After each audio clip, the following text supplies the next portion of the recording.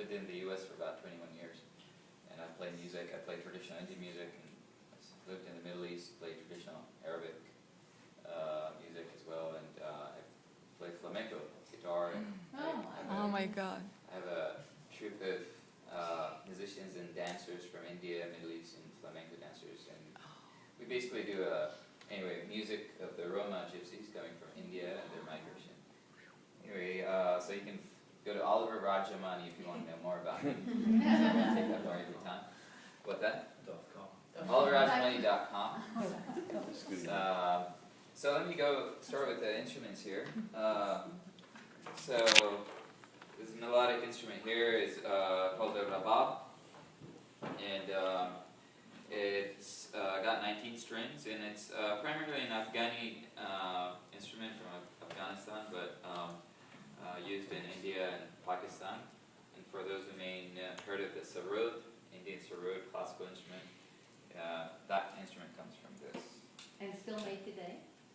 It's made today. It's had a long history. The Taliban, they were against music, so they, basically you could get your head cut off if you made one of these or played one of these. So they've started making them now again since the U.S. went over there. So they were very hard to get, and this one is actually from Afghanistan. And here's an instrument you all know, which is rake. Everybody's laughing. I don't know why. it actually is a rake. It's called a rake. And what is the skin on it? What is it? It's actually a synthetic skin, but traditionally they used to use fish skin. Now this, it's called a tambourine, but this is the traditional origin of their tambourine, which comes from Arabic traditions.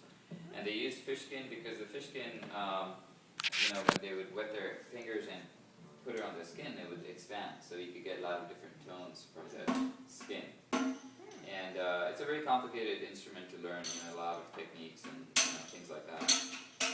And anyway, so that's that. And you'll hear a little bit more of how I play this instrument later on. Another Arabic instrument is this, a dubek. And these instruments you see in the paintings of what do you call it, Renaissance times or medieval times. So it is a Middle Eastern instrument found all the way from India to Greece and everywhere. Traditionally they used fish skin. This is a goat skin, and it's also called darbuka in Arabic. This is a dole. Just last instrument. So I've got too many instruments here. This is actually a dole. It's called dole. It's from India, but you have similar instruments in Europe, Eastern Europe, especially. You have the tapan, Eastern Europe, and there's actually a drum called the dole. And in Europe, also played by the Roma, or the gypsies they call themselves. And, for those who may not know the history of the Roma or the gypsy, goes to India, where they originally migrated out of, they dated back to around 10th century or so. And so a lot of these instruments, there are a lot of instruments which they believe, migrated through the Arab trade and conquest as well as the Roma migrations, into Europe. So, yeah, that's pretty much it. Yay. I'm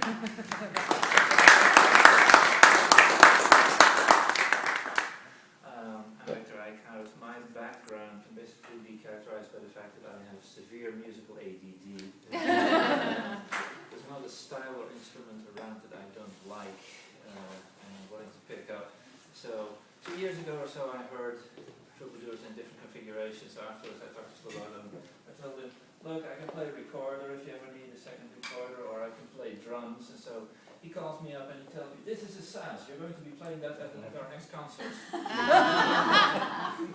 Well, I've taken this instrument to heart. It's really cool. So it's Turkish folk instruments. So we've just been doing medieval music, which doesn't really have chords. So I've just been doing open fifths droning. So just So explain that. Explain what you mean by it doesn't have chords, you can open. In medieval music, you don't play chords with a root and a third. It's all open. So open tones. So that's what I've been playing. Basically, just a drone. This is a Turkish instrument called the saz. It's very popular in Turkey. And if you start counting the frets, you'll find that it has too many of them.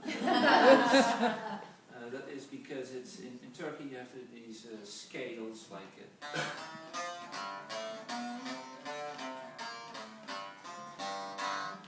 Okay. Anyway, so you have to be able to play minor, major, and then in between.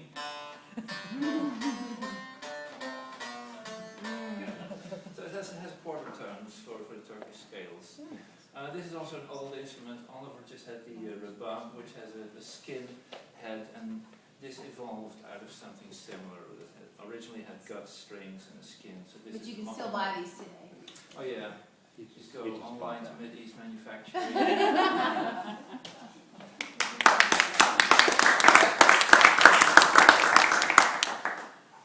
So what you saw me playing earlier is a medieval violin, essentially.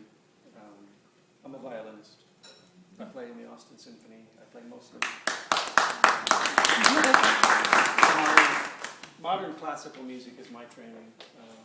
I got interested in early music, really Baroque music, Baroque violin, which you'll hear in just a minute. About 10 years ago, and then started playing with Texas Early Music Project, La Folia. And this is actually the first time I've ever played this. This isn't my instrument. I borrowed it just for this group when Slobodan called.